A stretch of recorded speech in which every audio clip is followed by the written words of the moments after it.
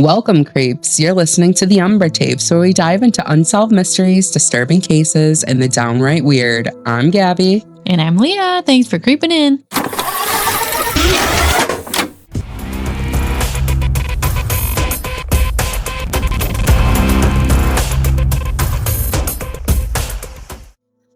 Okay, guys, a few little things of note before we get into everything. We wanted to thank you for bearing with us through all of our technical difficulties and everything that we've been working on. We've obviously moved to a new studio here, and we are in my creepy basement in my house. So, if you hear any little noises, it's all the creaks and cracks because the house was built in the 1800s. So it's gonna be haunted. Fun. It's probably haunted. I don't know. We don't know. Hope not. Now, before we dive into today's story, I wanted to take a moment to highlight our very first small business submission. And honestly, I couldn't think of a better person to highlight. Someone who is so dear to our hearts, Jillian, the owner of the Smell of Fear Candle Co. You already know we love anything horror inspired, and that is exactly the energy that Jillian brings in every single thing she creates. From candles to cologne, wax melts, and diffusers, the Smell of Fear Candle Co. is a woman-owned micro business based out of Buffalo. And her scents feel like they were pulled straight from the pages of a haunted library. Think like Edgar Allan Poe, Frankenstein, and her newest Atmosphere collection. Inspired by some of history's darkest tales, this collection brings haunting scents to life through the infamous crimes of Lizzie Borden, the enduring mystery of Jack the Ripper, and the harrowing persecution of the Salem witches. These products are hand-poured, sustainable, clean, and high quality. Personally, most fragrances give me a killer headache. The only thing scary about the Smell of Fear Candle Co. is its inspiration. Supporting small businesses means supporting real people with real passions with a love for what they do. And especially now, we as independent artists and creators deserve all the love that we can get. So if you're into spooky aesthetics, horror literature, or just beautifully crafted candles in general, definitely go show Jillian some support.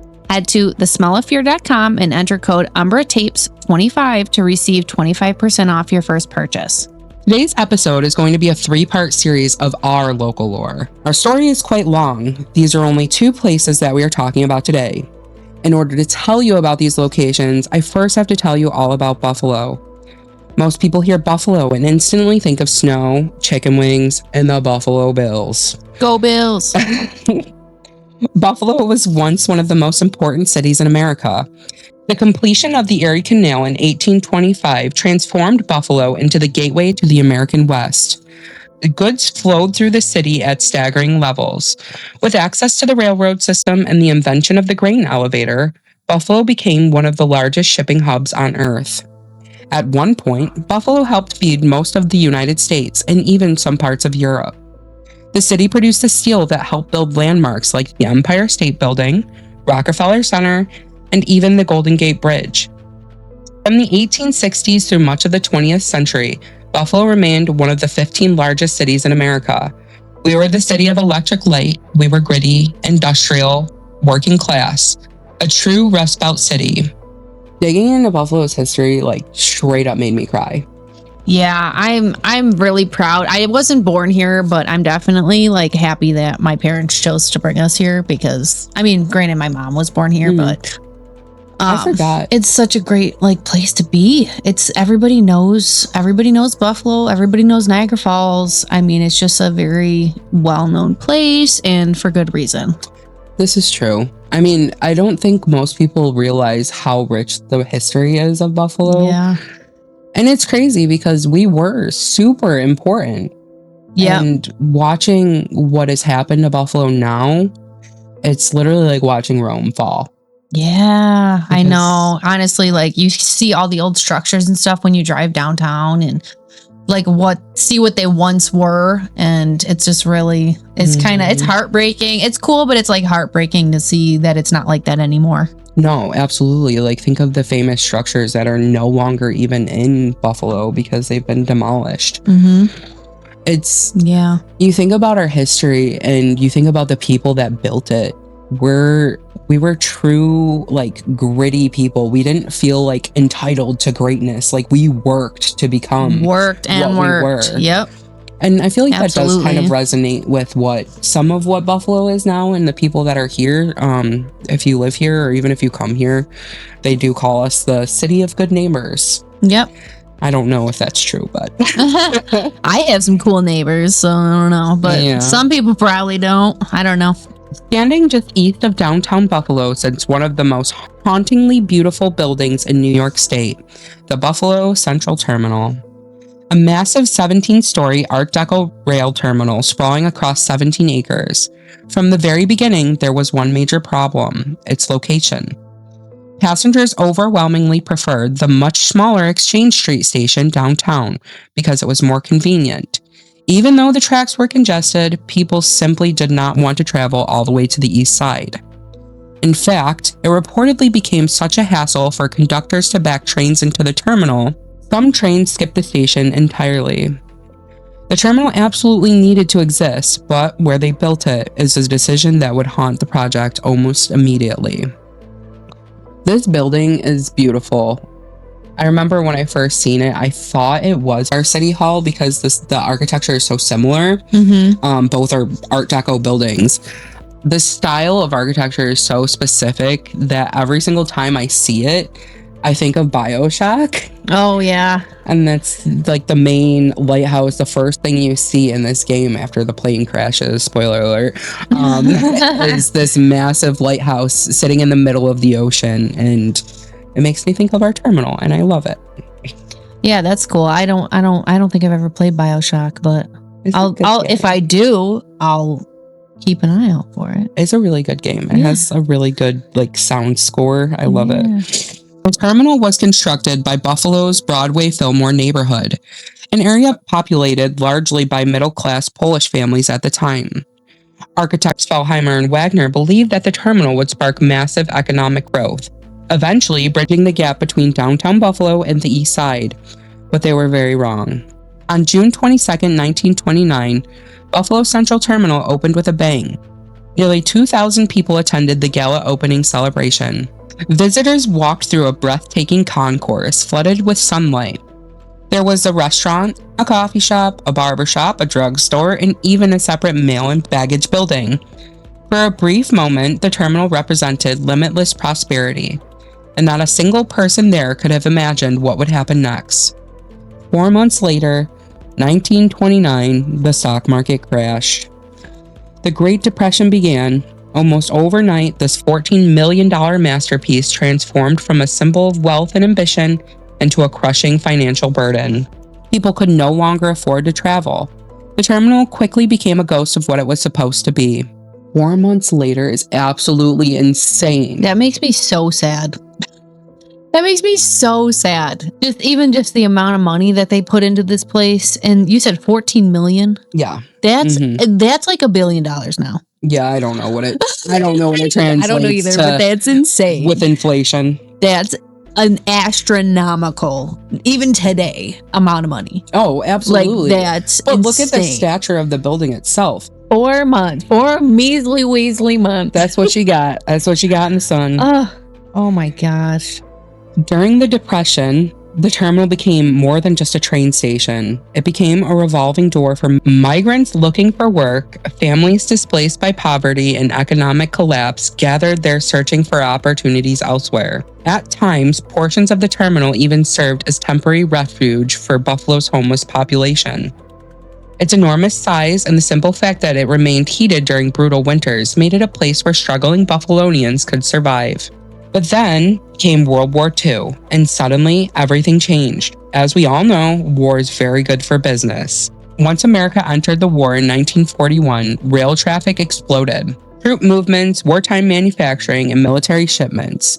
The terminal went from an echoing monument of failure to a chaotic 24-hour military hub processing nearly 200 trains a day. For a brief moment, the building finally became what it was always meant to be. The fact that its only time it ever had to have in the sun was due to war is even more sad than it just collapsing altogether. There was stories of soldiers going out and taking little tufts of fur from the buffalo statue in the middle of the concourse. The mythology goes that when the boys were leaving for World War II, they'd pluck a little bit of fur from that bison and stick it in their wallets, a little reminder of home, and very quickly began getting a bear behind. Now, when we had the 75th anniversary, we thought it'd be great to bring him back, and we found that he still existed, and he was at the Science Museum, and we brought him here on a flatbed trailer wrapped up in plastic. We sort of hung on to him going down Fillmore Avenue. It was great fun.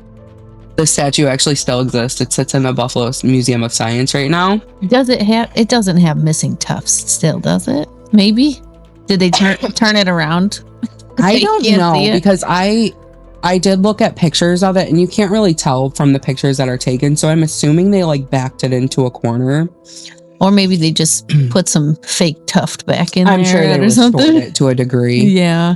No, that is really sad, though, that they weren't able to, that it was only seen its full potential because of war. And I feel like that's there was like a shame. There was like stories of women shipping off their sweethearts from war and wondering if that was the last time they were ever going to see their men again. The statue, by the way, looked into it. Its name is Stuffy. Oh, stop. That is too cute. Super cute, right? Aw, we got to go see Stuffy. And then the war ended, and when it did, the railroad way of traveling seemed to have gone with it. The broad availability of the automobile and the birth of air travel was the final nail in the coffin for the Buffalo Central Terminal. She chugged on, bearing the weight of overhead she simply couldn't afford.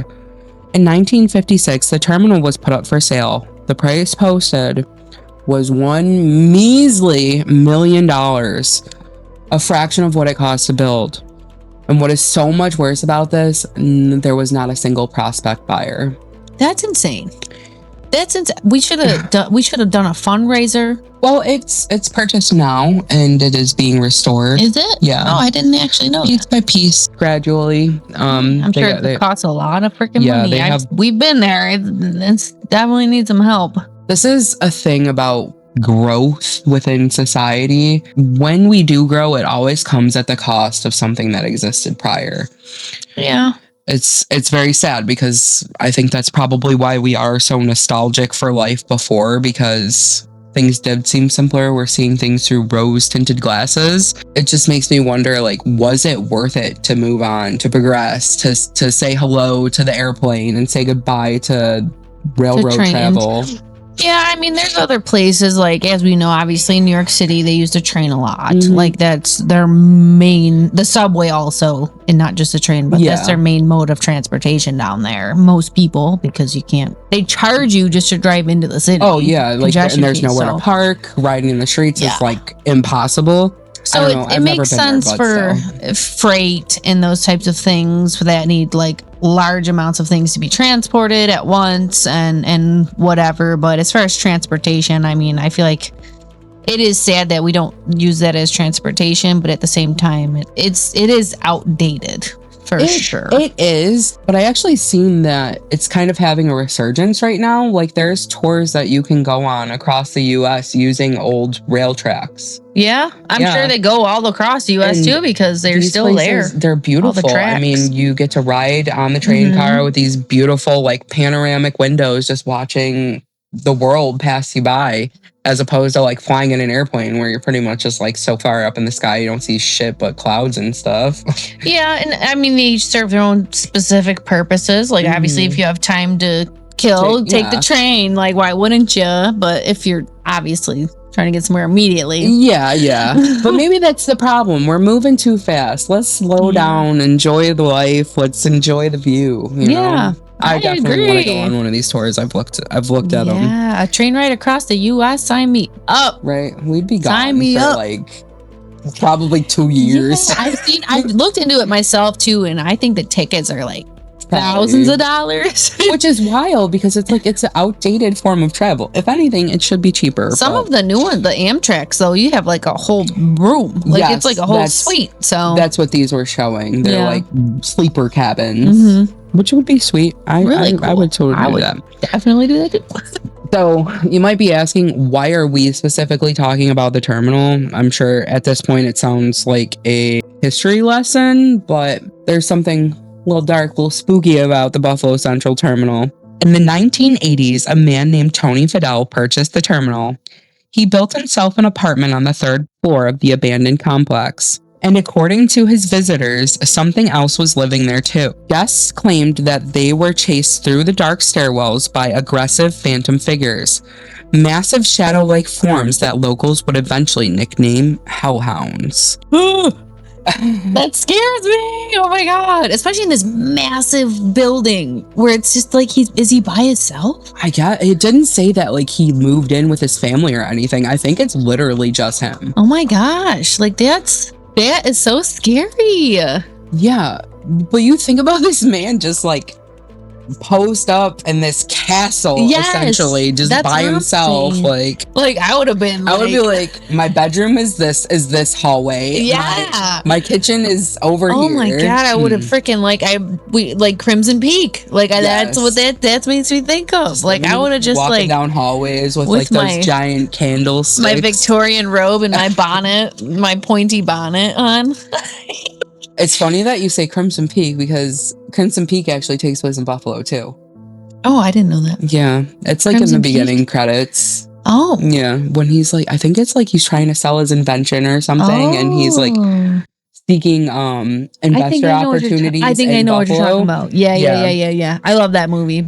That's still neat though. He's lucky. What a lucky guy. Not with the hellhounds, but just like the massive, cool, awesome place that he got to live. I would imagine that he didn't have many guests after this happened. Yeah. Oh, jeez. By 1986, Fidel had defaulted on his taxes and filed for bankruptcy. He lost the building, and from there, Buffalo Central Terminal entered its darkest period.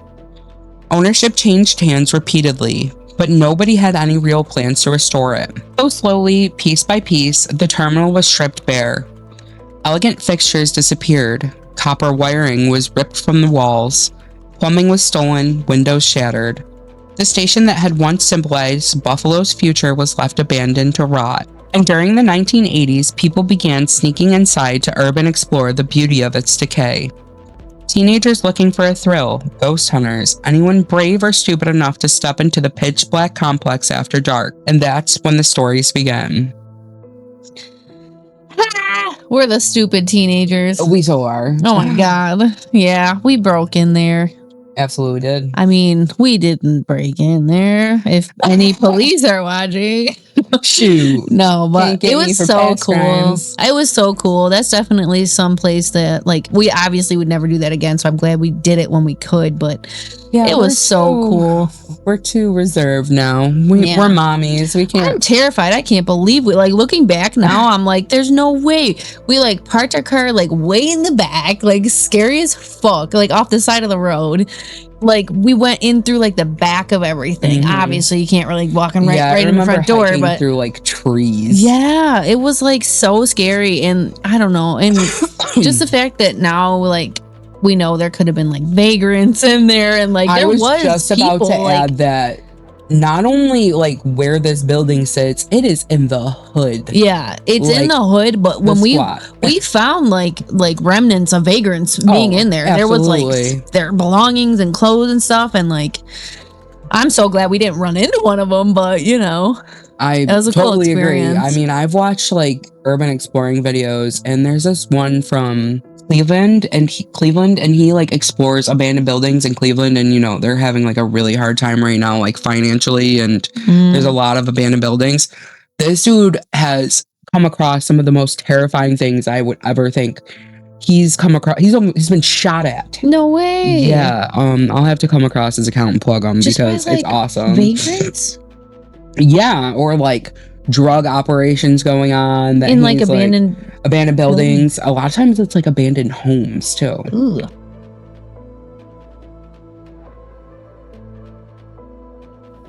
Here's one more thing I need to point out. Right as that person with the flashlight turned around, I could see a gun in their hand. This startled me, so I started running away. There's no telling what these people could be using this building for. They could just be squatters or even scrappers. They could even be criminals hiding from the police. I don't know. But one thing I know for sure, they didn't want me there because they started shooting a gun as I ran away.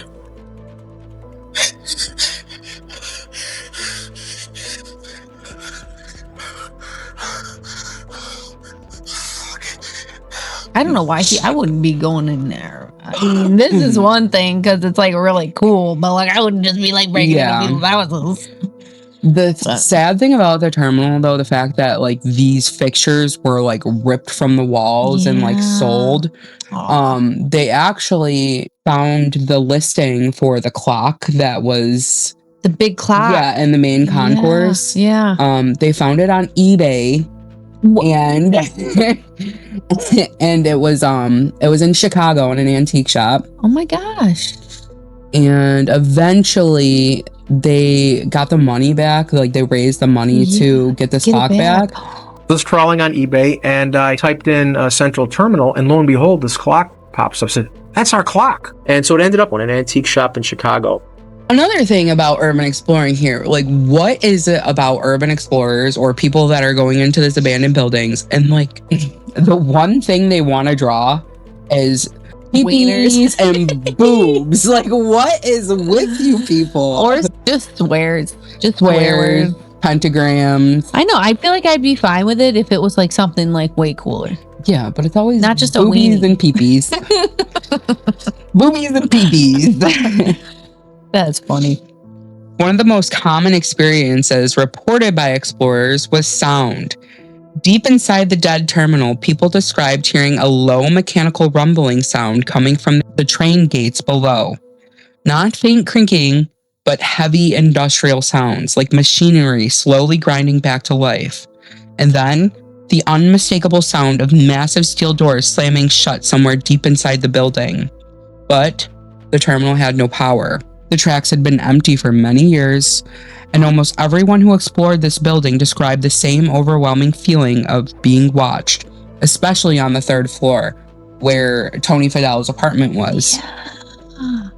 Where the hellhounds? Was it the hellhounds? That's what they called it, which I don't understand why they would call it hellhounds if they were like obviously just like black masses. They weren't dogs or anything, right? They definitely didn't say it was dogs.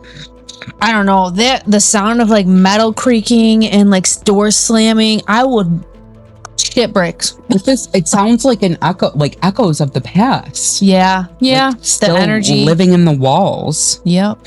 I could see that for sure. Not only the 3rd floor where this apartment was, but inside these underground baggage tunnels. Yeah. I looked at pictures of this and it is terrifying. What did they do? Did they like drive trucks down in there? Or did people go down in there? I'm sure it was like moving carts to like move luggage from place to place or from one end of the terminal to the other. Okay. Like Disney's utilidors. Okay. Okay. If you don't know. I was curious. Well, because you don't remember it, but we went down in those tunnels. Like we didn't go into them, but we went like down the ramp. And then it was scary. If you remember this and I don't know how I could forget it, because looking at these pictures, it's absolutely terrifying. Yeah, no, we did. And if I walked through that, we walked down like the ramp, like, and maybe like 3/4 of the way until it got really, really creepy. And then we were just like, okay, this is really scary. Like we're coming back. And we didn't really get very far, but we were there. Really scary and went back. Okay, well, then I'm not as dumb as I thought I was. Did. I don't know. I don't know exactly if you did, but I definitely did. We didn't go all the way down, but we. Well, thank goodness we would have died. Well, inside these baggage tunnels, people report having sudden panic attacks, bouts of nausea, and the sudden urge to run without understanding why. Some claimed that they saw shadows moving across the high catwalks above the concourse. Others described dark figures darting into abandoned offices just beyond their flashlights.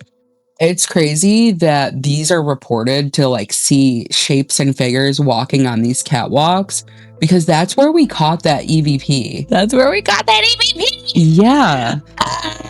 I mean, refer back to our previous episode, our little introduction episode, where we're talking about the places that we've explored and our ghost experiences. We had an experience at this terminal and caught I wouldn't say EVP. It was a spirit box. Yeah. Like a spirit box. Like word. Yes, but it said things that made sense. It told us to fall when we were climbing a ladder. Like, okay. Yeah. Eventually, the story surrounding Buffalo Central Terminal became so widespread that paranormal investigators began taking interest in the location.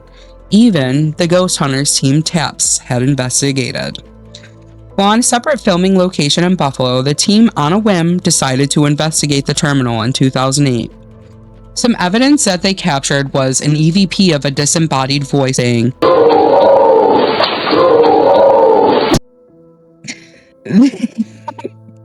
they heard distinct footsteps throughout the location. They also captured the metallic banging sounds, the exact same sounds that explorers had claimed that they've heard before. Stop. Yes. Stop. Like on video or yeah, EVP? I think they have recordings of it. I didn't go back to that episode, but I definitely recall us watching it. Oh my god. So I don't know if I want to that. go back and watch that for sure. I want to go back and watch all the old Ghost Hunters episodes just for nostalgia alone. So much. We used to get together every Wednesday night after school, and we would hang out, we would cook food and watch Ghost Hunters and get spooked. I miss it so much. Good old times. Yeah, having not a care in the world. But it's wild that they caught the exact same thing that the explorers claim that they've heard. Yeah, no, seriously though, and I believe them too because they will debunk literally everything. They definitely go into it. Yeah, and they're the ones that go back and be like, "What do you think you heard?" Yeah, as opposed to telling you what they heard, so you can try to not like Ghost Adventures. Oh my god! And you can hear now where it says, "That's my boy." Yeah, and they show it on the screen like disembodied voice saying, "Where's my boy?" Yeah, where's my boy? Oh, Ghost Adventures is fun too. Oh my god. What's that one movie that does it like a parody of them? Oh, Grave Encounters. Yes. It's so good. So good. So good. Funny. So all this talk about trains and railroads and whatever brings us to another location, one sitting less than a mile away from the terminal itself, a place of its own terrifying history, the Iron Island Museum. It seems like we have quite the little theme going on here. All this talk about trains, and we're actually going to, in part 2, be talking about even more trains. Trains are cool, but we're also doing history, so it's like I feel like that's a big thing back in the day was trains. That's valid. Like, yeah, that's valid. Yeah. Right. Which is weird. Like, why aren't like modern places like haunted? Why is it always just like old places? I'm sure that modern places are, but like I said, I am a true skeptic, so it's hard for me to like say. But then people, they haven't really died in the modern places, where like the older places more people have most likely died in. People die everywhere. Yeah, but you know what I mean. Every ounce of the earth is haunted at this point. Yeah, I don't know. Like people that usually like. If they're planning on dying, let's just say they're planning on dying. Like, is anybody planning on dying? They're in a hospital most of the time, right. Or somewhere that's not in their home. But back then, like they would always usually die in their home. They didn't really have hospitals. I guess modern medicine might have increased that. Yes, yeah. We're going to be talking about hospitals too in an upcoming episode. I think that's part 3 of our local lore. Oh yeah. Okay. Yeah. Mm-hmm. Yep. Iron Island Museum gets its name from the neighborhood that surrounds it. At one point, the area was completely encircled by railroad tracks, creating like an isolated plot of land by the railroad tracks. So like they were completely encompassed by these railroad tracks, creating its little Iron Island. So the museum was just this little...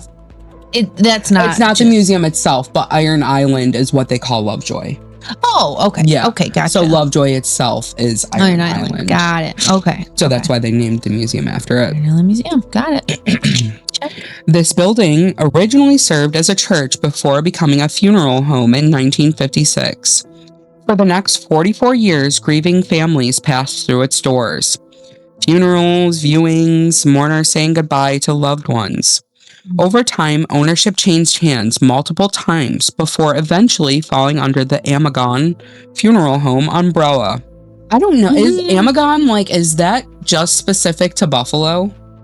I don't know, but it's one of those things that you drive by and you're like, oh, there's an Amagon funeral home. Am I gone? And then you see it again and you're like, wait, didn't I see that somewhere else? And then you realize that there is multiple Amagon funeral homes. And that's their name. I didn't know you could have a conglomerate of funeral homes. Like, I didn't know that was a thing. Yeah, I mean, I'm pretty sure. Normally they're like a family that just owns a local funeral parlor. Yeah. Like that's just like a normal thing where like this one you see it all everywhere. over. Yeah. But like if that's not a case of your name choosing your profession, I really have no idea what is, because that's so cool too. You're a funeral director and your last name is literally Am I Gone.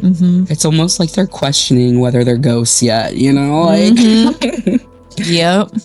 That's so cool. After the funeral home fell under the umbrella of Amagon, something unexpected happened.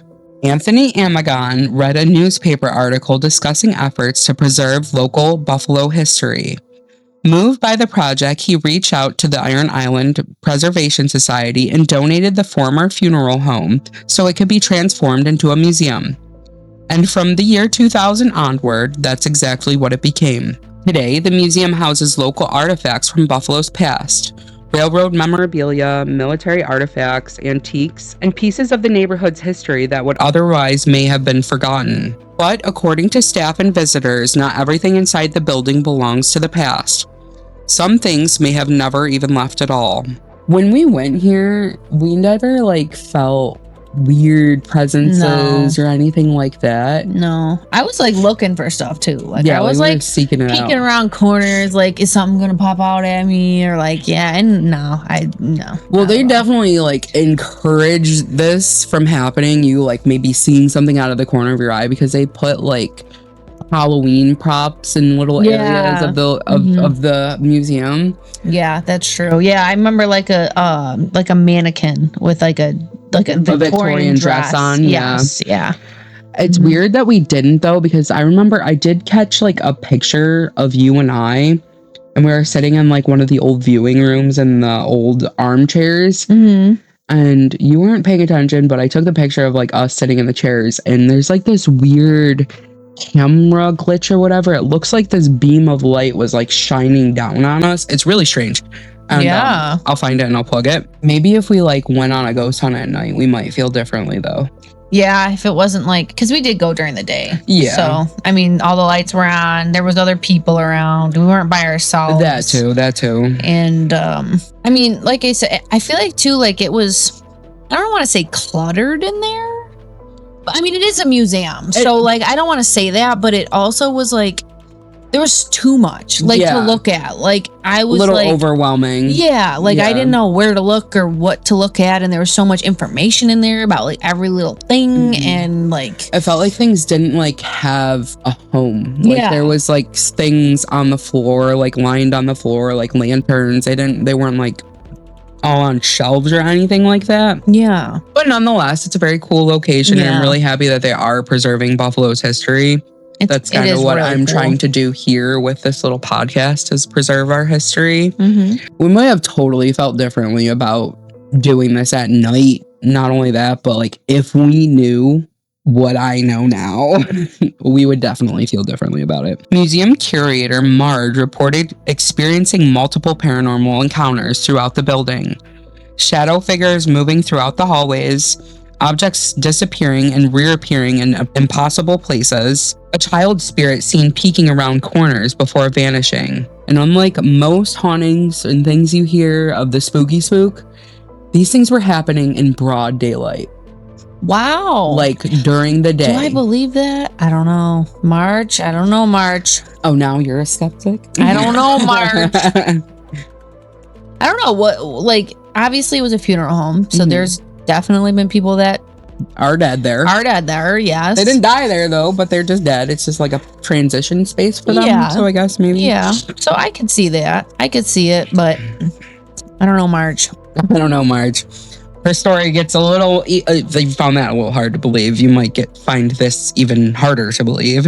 Marge's most terrifying experience involved what she described as a tall, dark shadow with glowing red eyes.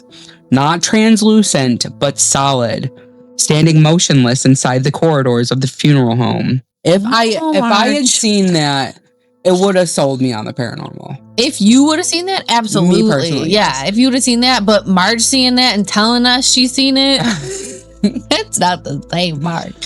So now, Oh no, Marge. Oh, now no. Leah's over here getting skeptical. I don't know. That's just like really hard to Too believe. much, yeah. Yeah, that's really hard to believe. Like, I mean, obviously, like I've seen like shadows and stuff like that, like out of the corner of my eye and whatnot. A solid black figure with glowing red eyes. As if somebody was standing there wearing like LED lights like in their Rudolph eyes. noses his eyes. Yeah. No, like the freaking Bronco at the DIA. Yeah, like I don't know about all that. No. Well, apparently things inside this museum got so bad that they contacted TAPS. Again, like many of these locations. Our buddies. Funny about this though, Iron Island was actually the location that Ghost Hunters was investigating when they decided to investigate the Buffalo Central Terminal. Oh yeah, okay. Yes. Yep. Mm-hmm. That's cool that they did that though. I mean, obviously one in Buffalo. I'm sure they went and they're like, what else is haunted in Buffalo? Yeah, It's like, why let's waste get the time- another your film time? location. There's definitely something haunted here, you know that. Well, when they went to investigate, according to them, this location delivered. Investigators captured EVP recordings, reports of apparitions, and several experiences that deeply unsettled the crew. But one moment in particular stood out. During the investigation, loud banging noises echoed from above the team. Searching for the source, they discovered a small attic access with a ladder leading upward into the darkness. Grant climbed up first. As he pushed his head and torso through the opening, he scanned the attic with his flashlight. Then, suddenly, the beam of light was blocked, as if something had crossed directly in front of him. And immediately afterward, this was terrifying, he heard footsteps, super fast and really heavy, coming directly toward him. I would have immediately fell off the ladder. Dead. I'd have been dead. I'd have died. Well, he fell off the ladder. Oh my god. No. Poor Grant. He panicked and dropped off the ladder, fearing something was about to hit him in the face. I looked over there and saw something moving around, and I could hear the footsteps coming faster and faster. Now, I didn't know. Yeah, oh yeah. So as I got close enough beyond my comfort level, I dropped out of there, and it all stopped. So we did catch some voices, and we're going to play those for you. Okay. And we want to get your take on them and see if they sound the least bit familiar. This is the voice.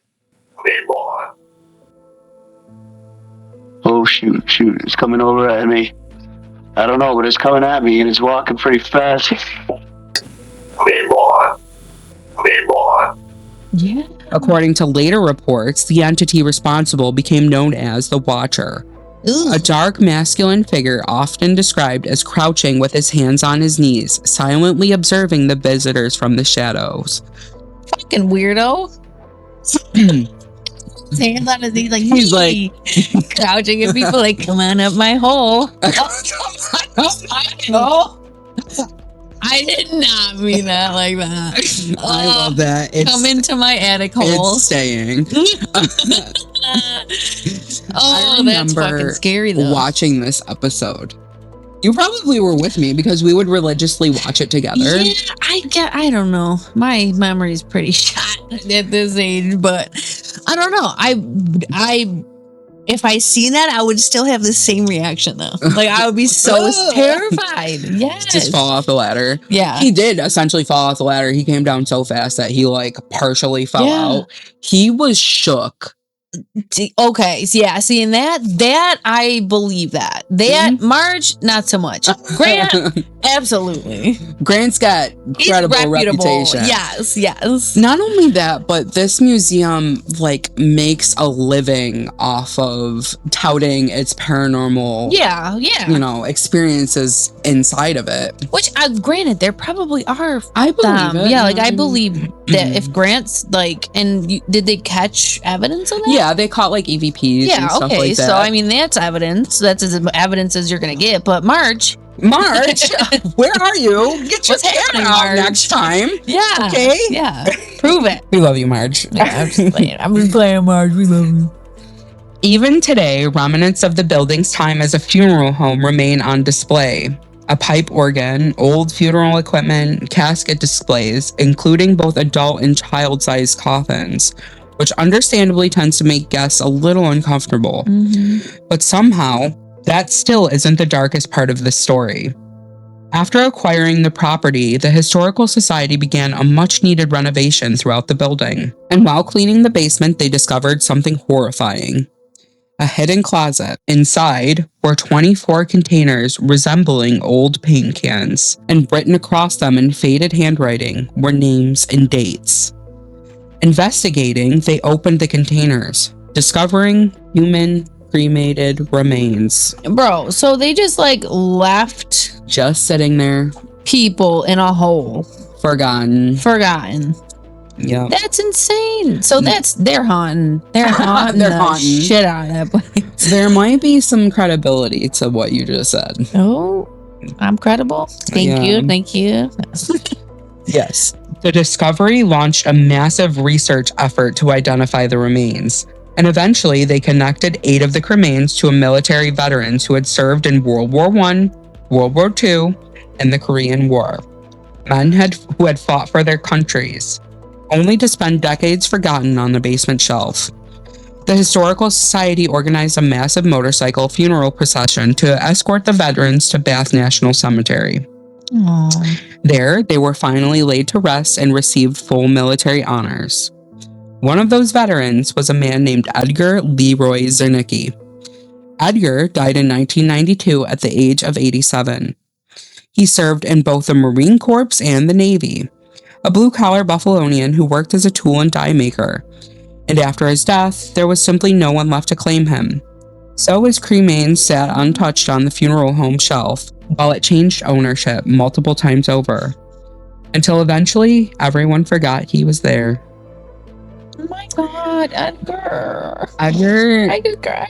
You can live in my basement.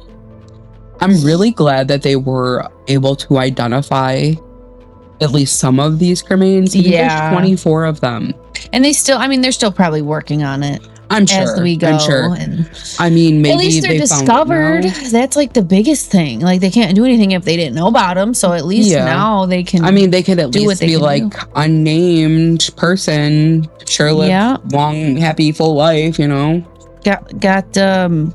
I'm sorry. What is the name of the cemetery? The Bath National Cemetery. No, I'm sorry, for the forgotten soldiers. Like, is there like an actual or unnamed, like the unnamed soldiers? I'm not entirely sure. There's like a whole I think cemetery. they only identified 5 of them, and those are the ones that were given the full honors. Okay. So with the rest of them, they do have like a cemetery I think it's in Washington, D.C. What is it, like an unnamed cemetery, like a Jane Doe, John Doe cemetery? Yeah. Like the Tomb of the Forgotten Soldier or something like that? Yeah. Is that but what that's I don't for? know if the other cremains are soldiers either as well. Oh, okay. That's fair too. Yeah. I mean, okay. Those cemeteries where they bury like unnamed people or John Does, Jane Does, or people who don't have money to bury themselves or family members to bury them are actually called like paupers' graves. Oh, yeah. I didn't know that. Yeah. So hopefully they didn't put these guys there, the other unidentified ones. Hopefully they're still just like looking into it and trying to find as them they can. Yeah, I would hope so. But Edgar sounds like such a cool dude. Yeah. I'm super glad they found him. He sounds awesome in life and maybe, well, in death as well. Because Edgar's story was not over. In 2009, world-renowned psychic medium Chip Coffey visited the museum after hearing reports of the paranormal activity.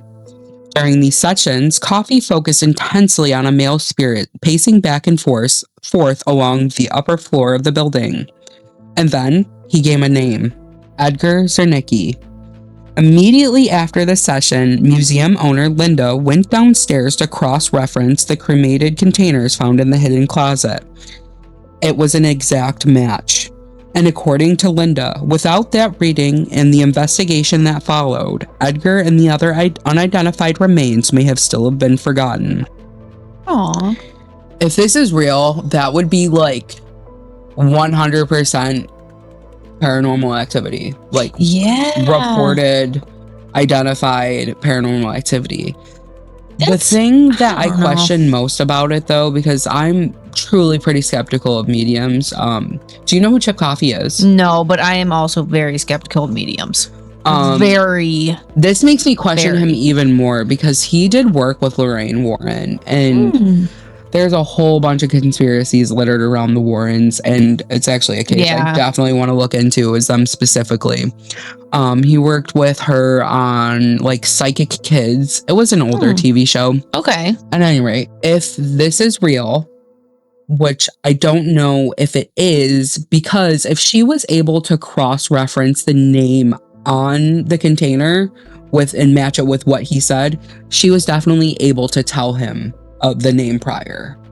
Yeah, because you said there were some names on the cans. So what was it? Just like Ease or Nikki, and then he gave her the first name. Edgar, and I don't know. That's what I'm saying. I don't know. I'm skeptical of it if that is true. Yeah, I don't know. I don't know either. I'm not sold. Not at all. I'm not sold either. Yeah. But if it is real, that would make a believer out of me. Yeah. But I don't believe nothing. And strangely enough, even inside Iron Island Museum, Buffalo Central Terminal still seems to linger. One room of the museum is dedicated entirely to the terminal itself, complete with railroad artifacts and a scale model of the massive station.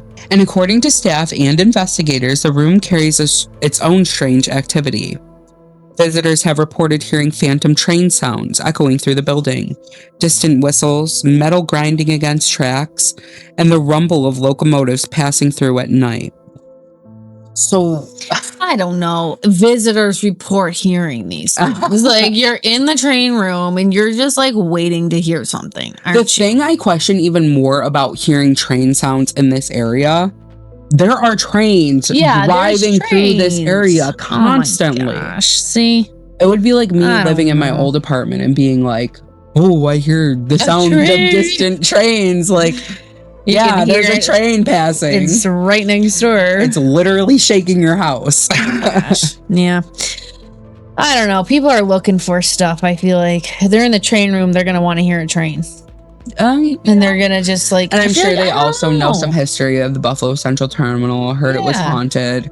This place is like, that's their number one selling point, is we are a haunted location. Come do a ghost tour. Taps has been here. Chef Coffee has been here. Yeah, and honestly, I gotta admit too, when me and you went, I didn't really know anything about this museum, and I didn't know that like ghost hunters and all these people had like investigated this there. So I don't know. I feel like maybe if I had known that beforehand, like I maybe could have like drum it up inside yourself. Yeah. But like maybe that's why we didn't see anything or like feel anything, because I didn't think it was haunted. So I did know that ghost hunters went there. But like I said, I'm the more skeptical at nature and you're a little more on the believer side. So maybe it was the fact that you didn't know that ghost hunters had went there. Yeah. I want to believe, but it's like the older I get, the more like hooey it all seems. I mean, I still love the word hooey, but you know, I think that's probably why I'm a little more skeptical of things, because especially with these places, they're like putting on a show of their paranormal activity. They're making a brand of it. Yeah, they want people to come. They want people to check it out. They want people to get EVPs, and so that they make more money for people to come and visit. And lots of people have been here. Buffalo is a city that remembers, even when the rest of the world forgets. You can still see it in the old brick factories collapsing into the earth, the abandoned grain elevators standing like Roman columns. The city was built on industry, railroads, steel, grain. People came here from all over the world carrying little more than hope and the promise of work. And for a time, Buffalo became one of the richest, most important cities in American history. But industries die, people leave, and eventually what remains are echoes. The places left behind become time capsules of grief, memory, and unfinished stories. And maybe that's why these stories affect people so deeply. Because beneath the ghost stories and the paranormal investigations, there's something painfully human underneath it all. Loss, being forgotten. Buffalo Central Terminal and Iron Island Museum are more than haunted buildings. They're monuments to people, places that once thrived before time slowly moved on without them. And maybe the reason people still hear phantom trains or see shadows standing in empty hallways is because history never really disappears. Some places have memories of their own, and they never forget. And that's all I have for today. Okay, guys, that was today's episode. Thank you so much for watching. Stay tuned next week for part 2, where we dive into something that is a little closer to home. Thanks so much for watching. We'll see you next time. Bye. Bye.